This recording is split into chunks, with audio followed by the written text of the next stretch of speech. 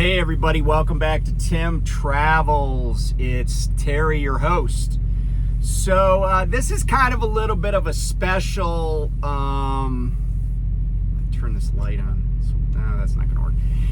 This is a little bit of a special video.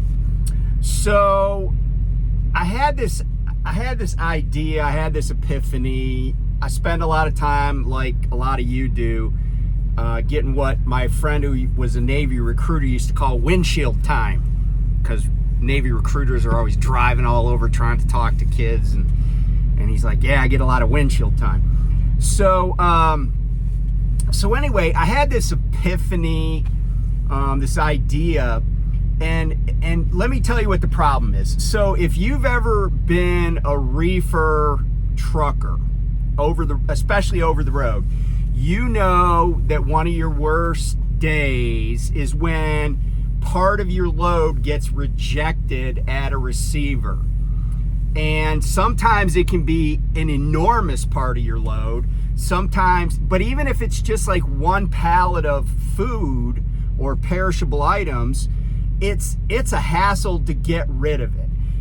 And sometimes it's expensive, even like you have to pay to dump it somewhere, and it's pretty rare that the food gets taken back to where it originated.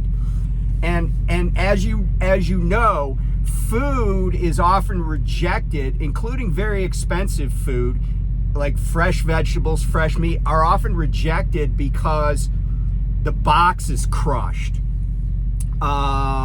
or because the use by date or sell by date is too close.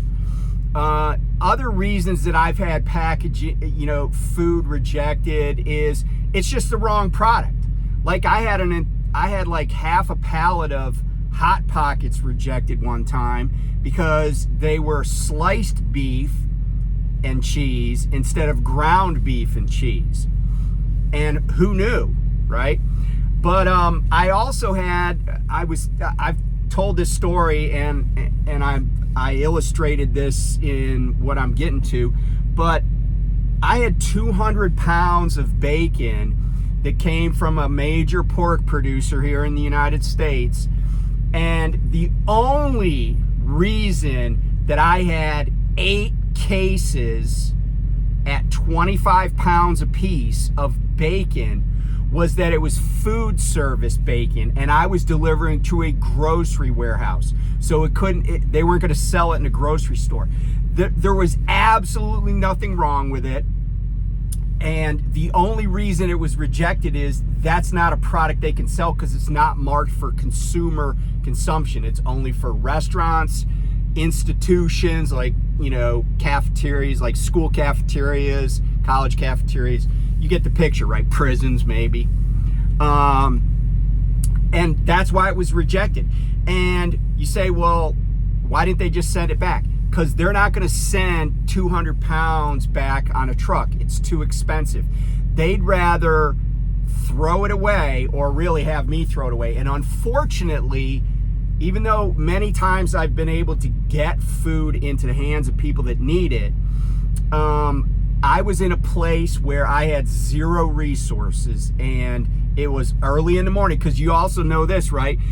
We don't deliver food in the day. If you're over the road trucker, you deliver in the middle of the flipping night, because then in the day, that's when the trucks from that distribution center go out. So like what I'm delivering, like if I was delivering at 2 a.m. on Monday, that stuff is going to go to the other side of the warehouse and go out on a truck probably 5 a.m. on Tuesday, but maybe also that Monday. We do a lot of work in the dark, right? And so it's 3 o'clock in the morning, and you're in some place you have pretty little familiarity with, and you got this product to get rid of. What ends up happening? Well, for the truckers that are just lazy, it just gets thrown on the side of the road or in the back of where trucks park at a truck stop.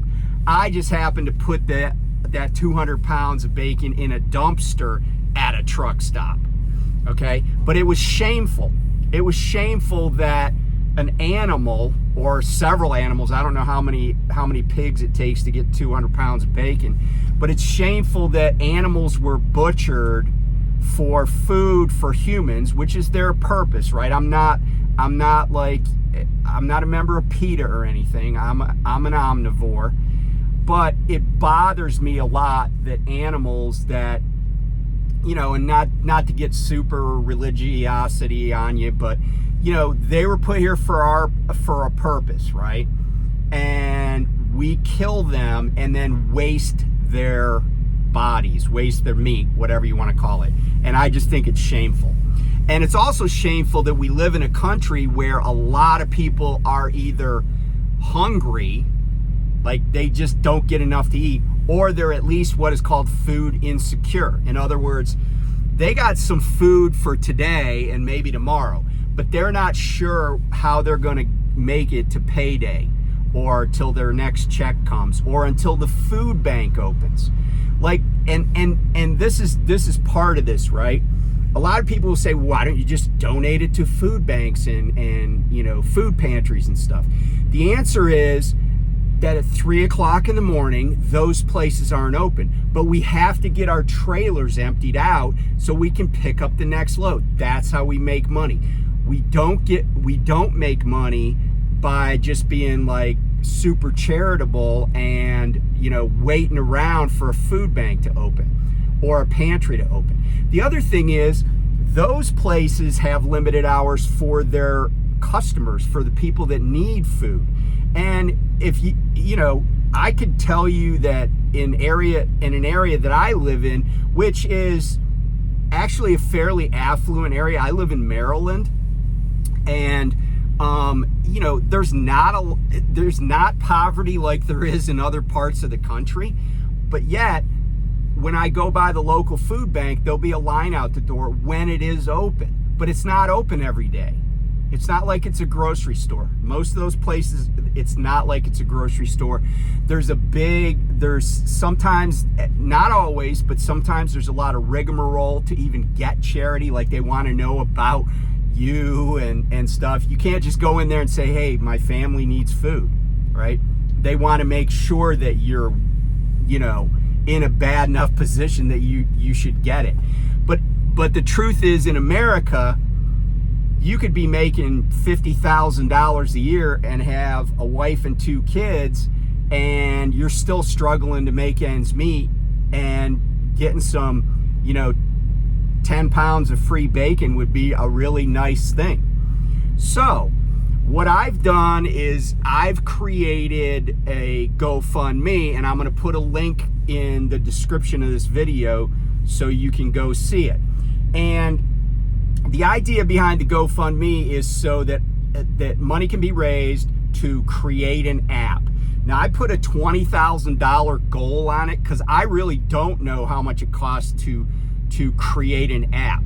But the app is going to be free, and what it's going to do is it's going to, any truck driver, anybody that has food to give away, they're going to be able, but usually I'm targeting truckers.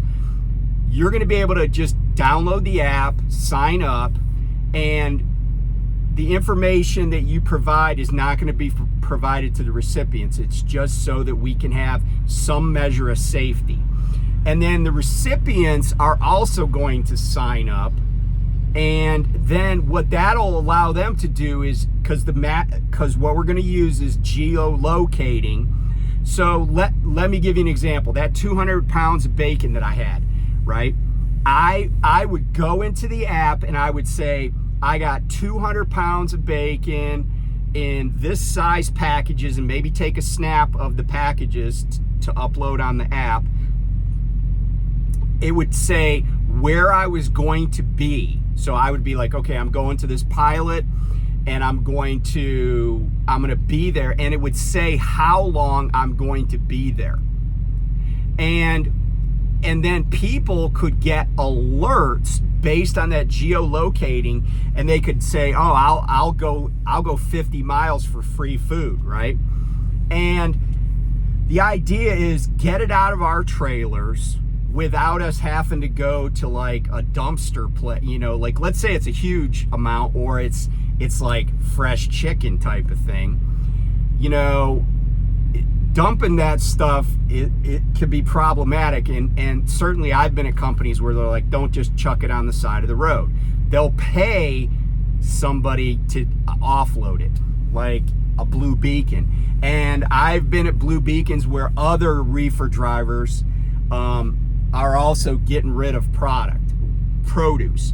And, we've all seen it, right? Where there was absolutely nothing wrong with it. And my list, just in a little over 3 years of doing refrigerated temp control transport, my list includes Chobani flips, nothing wrong with them. Hot Pockets that I mentioned, nothing wrong with them. Fresh chicken, nothing wrong with it. And a lot of these things my family ended up eating some of, or I ate on my truck. What else? The bacon, English cucumbers, nothing wrong with them. Bell peppers, the 3 different color bell peppers in packaging, nothing wrong with it. What else? I mean, if I thought for a while, I could probably think of a few other things that I had to get rid of. And all of that is valuable. My son, who also does temp control, I just met him in Hagerstown, Maryland, and got like hundreds of pounds of organic strawberries that were rejected. Not his whole load, but part of the load was rejected because the little green leaves that are on the strawberry that nobody eats, they had started to turn brown. But those were the best strawberries, and we gave hundreds of quarts of strawberries away in Gettysburg, Pennsylvania area, Westminster, Maryland. We actually went to it was a YWCA food giveaway. We just happened to call this minister that we knew, gave away a bunch of fresh strawberries. So that's the idea. Just match people, make it quick and simple. A lot of times it's a pain in the butt to get rid of that stuff in your trailer. And as truckers, we need an empty trailer, okay? And we don't have time to be, super charitable. We don't have time to like worry about the things that I was mentioning that bother me. And we just waste millions and millions of dollars worth of food every year. And it does 2 things. One is the aforementioned moral issue that I have with killing animals and not eating them. The other issue is that it drives up food prices for everybody. And, there's a need that's not being met. So that's the idea behind the campaign.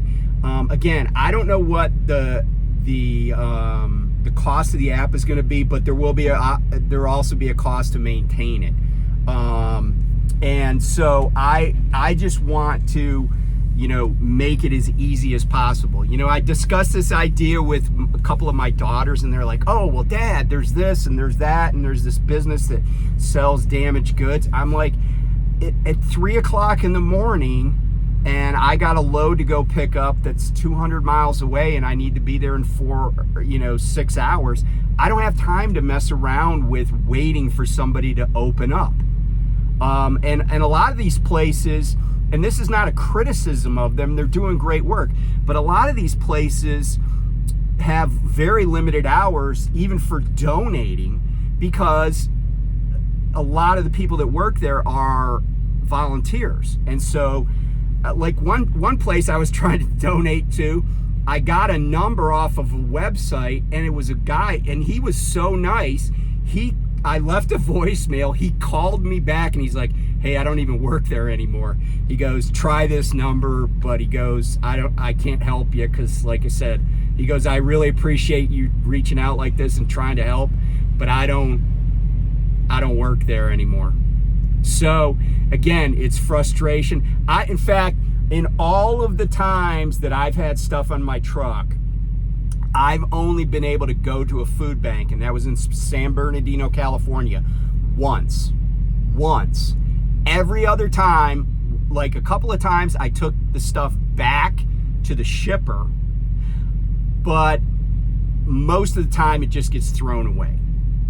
And so I'm trying to solve a problem for truckers and put food in the hands of people that can use it or will use it.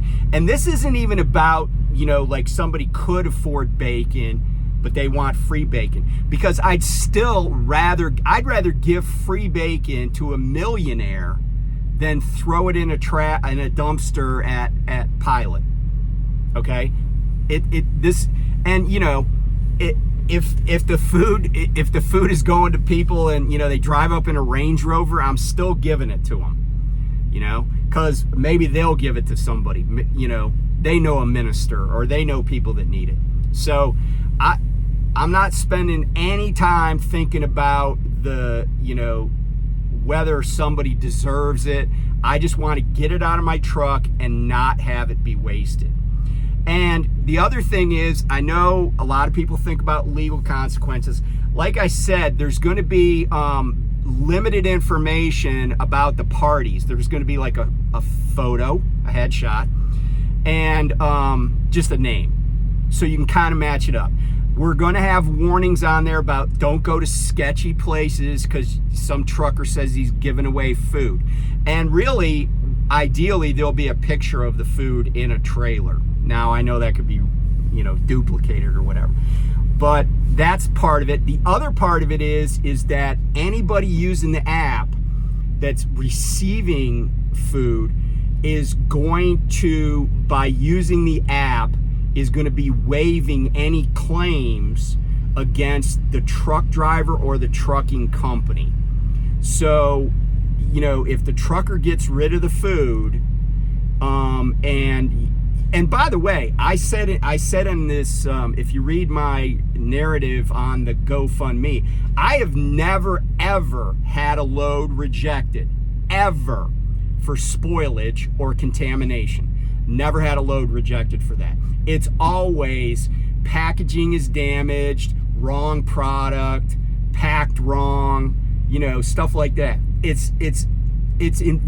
Because shippers won't ship bad product, knowingly ship bad product. Maybe some do, but my experience has been that's not a thing. It's always just some stupid thing, like the workers at the warehouse couldn't get the right packaged the correctly packaged bacon on the truck. So, but my background as an attorney, I'm going to cover all the bases, make sure. It's just totally charitable. It's like, hey, I got something. Do you want it? I'm not making any guarantees about it. I'm not telling you that it's going to be the most delicious food you ever had. I'm not even telling you that it's, not spoiled. You got to figure that out for yourself. And if it is, throw it away. Now, here's what I will say. If the other thing that I'm going to tell drivers, and I know we're going to have to say this more than once, but there's going to be a mechanism for reporting people who tried it. Like if you picked up a trailer that was out of fuel and it was supposed to be at 34 degrees and you just hook this trailer and you go there and they open it up and they're like flies buzzing out of it and there's maggots crawling around. Don't try to give that food away on this app. Don't be a jerk. That's just a miserable situation and you're going to have to go to Blue Beacon and get it unloaded from, or some other place that handles spoiled goods. Don't be a jerk. If you wouldn't eat it, and I know it's a close call with Hot Pockets, but if you wouldn't eat it, don't try to give it away to somebody either. That's not cool. So anyway, I hope this works. It'll be a good little experiment. And if you could just spread the word, that would be cool. And hopefully this, $20,000 is not a lot of money, but if I had 20,000 truckers kicking $1, think about all the time, like if you're in the reefer business, right? Think about all the times that you've had stuff to give away and you feel bad because you just chucked it in a dumpster, right? When you drove by people that live, like I've been all over this country. We drive by houses and those people, they don't have a pot to piss in and they could use some help.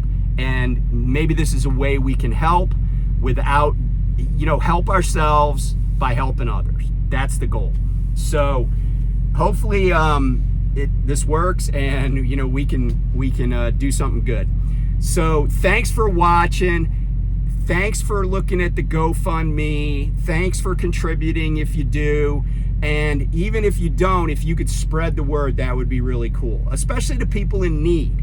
And the other part of it is part of what we want to do is probably do some advertising. So that's going to be some of the budget too, is to get the word out. And I don't know exactly how we'll do that. One of the ways might be places that are frequently have loads rejected. Like there are certain places, CNS, that reject a lot more than other places do. So anyway, thanks for watching and I'll talk to you soon. Bye.